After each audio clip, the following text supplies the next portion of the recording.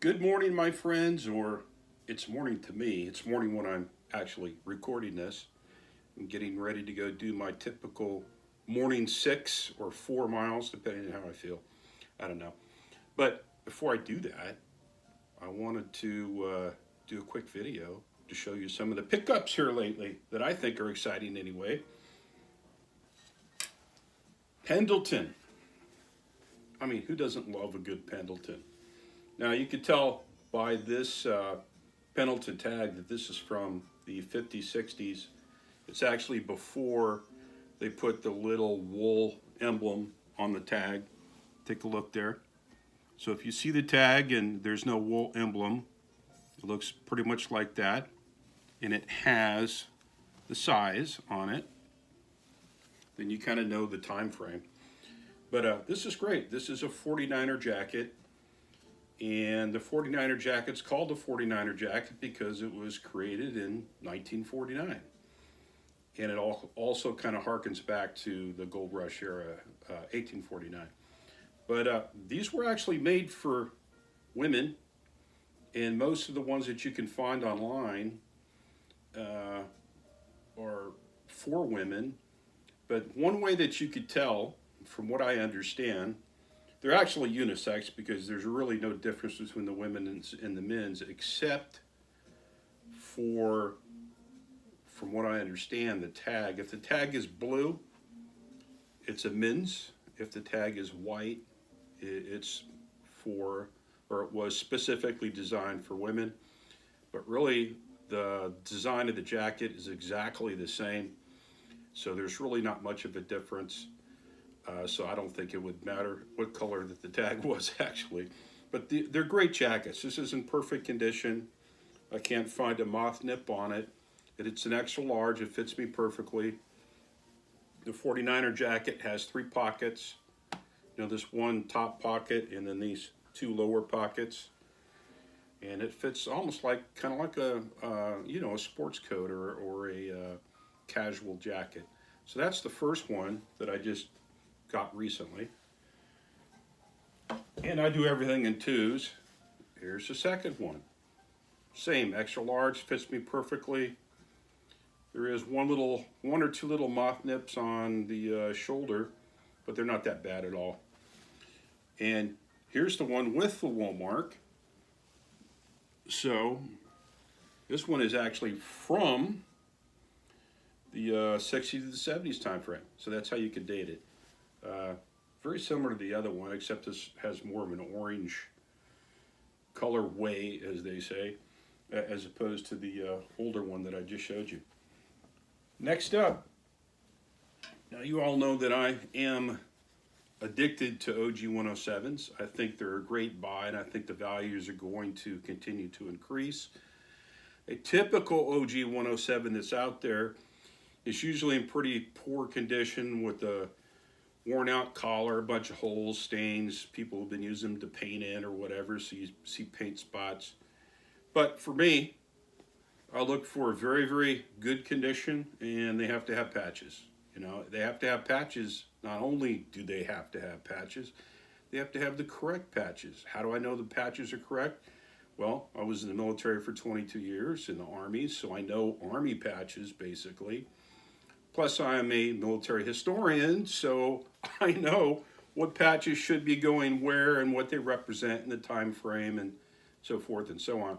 So I could pick out when I'm shopping for an OG 107 out in the wild, or I go online and buy one from off of eBay or wherever.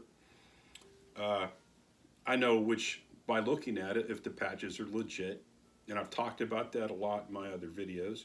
So why I'm bringing that up is I know which ones to buy that have the most legitimate patches and they're in the right place. This one, this is the unit patch on one side and this person's combat patch on the other.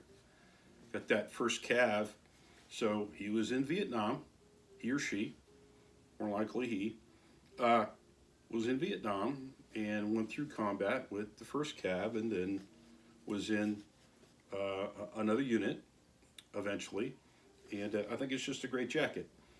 And I mean jacket as in uniform top, not jacket as in field jacket, which is a completely different thing. And a lot of listers seem to get those confused. It's not a jacket in the sense that it's going to keep you warm or anything, that kind of a jacket. It's just the uniform top, and they call it a jacket. And that could be confusing for some. This is great. This is a 1960s, 70s sweatshirt. It has nice flock printing. And the best thing about this is the condition, because it's dead stock. Never been worn, never been washed. It's hard to find a dead stock sweatshirt nowadays from this time frame without it being astronomically expensive. And this is on the Velveteen tag. This is the older Velveteen tag. You all can probably see that. The unfortunate thing is the tag became unattached. So I just had to pin it there with a safety pin. But other than that, it is in perfect condition. There's not a thing wrong with it. So I think that makes it a pretty cool sweatshirt. And it's, you know, Theta Chi, if I said that right. I was never a member of any, you know, college group or anything. I went through seminary, so that was my college after I retired from the military. But anyway, that's a pretty cool sweatshirt, and it's supposed to be an extra large, so it's a vintage extra large, which I wear modern extra larges, 25 inches pit to pit, and this is not. This is more in the 22 range, 23, so it's more of a large. But anyway, very cool, and that will do very well if I decide to flip it, which I will. If I could wear it, I would, but it doesn't fit me, so it's not a personal.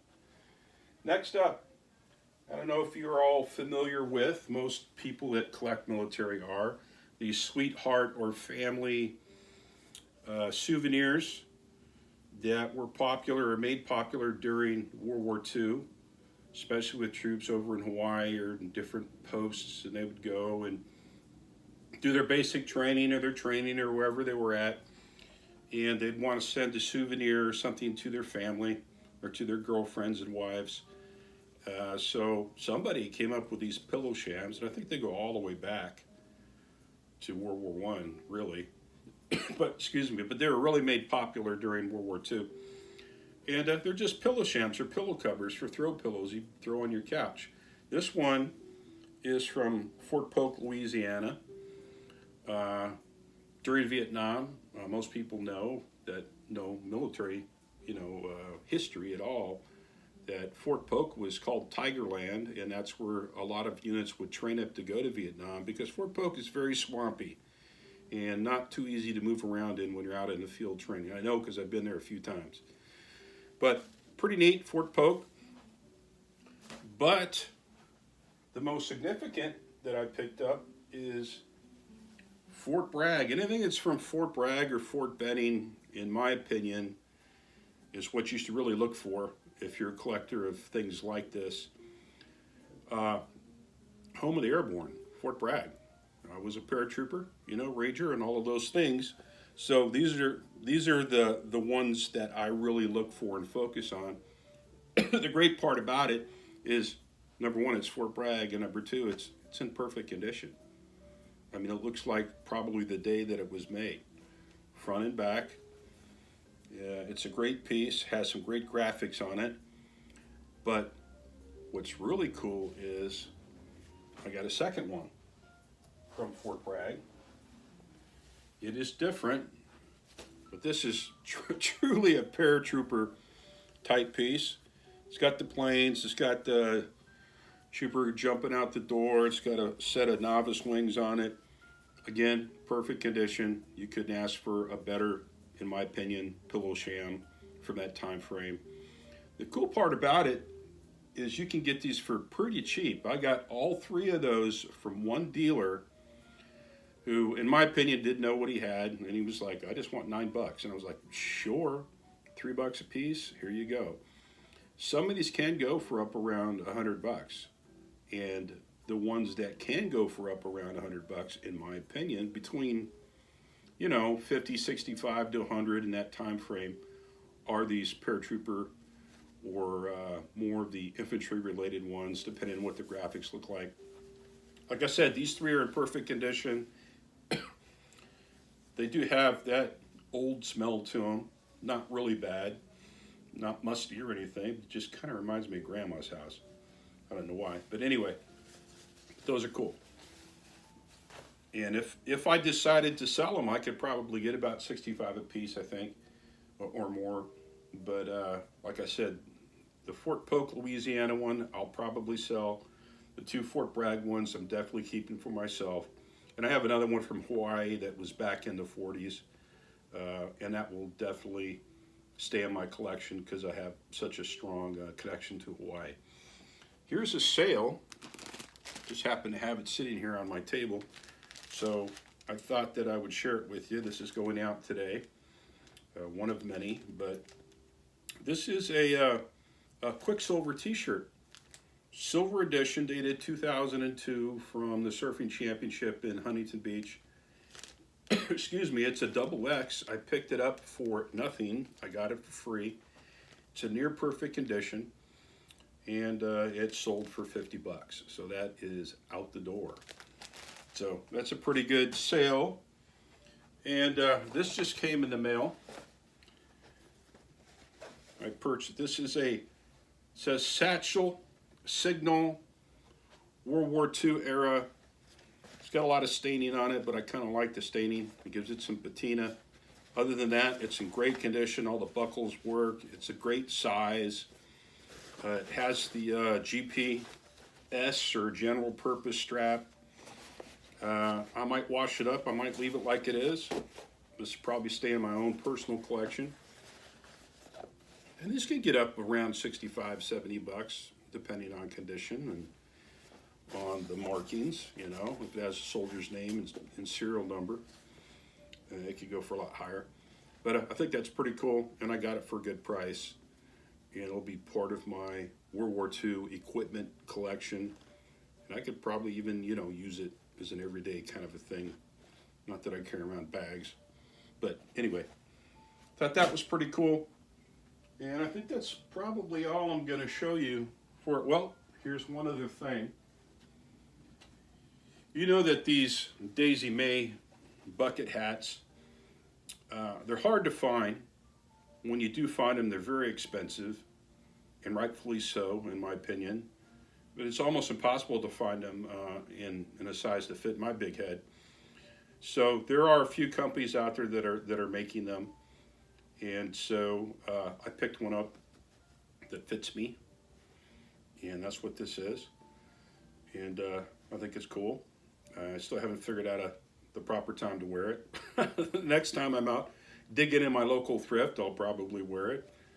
But the weather's getting a little bit cooler now, and I might not need it. But anyway, I thought that was cool. Thought I'd share it with you. That's it for this morning. I need to get out there and get my sweat on and be physically fit and melt the pounds off of this 60-year-old body. And I'll see you next time.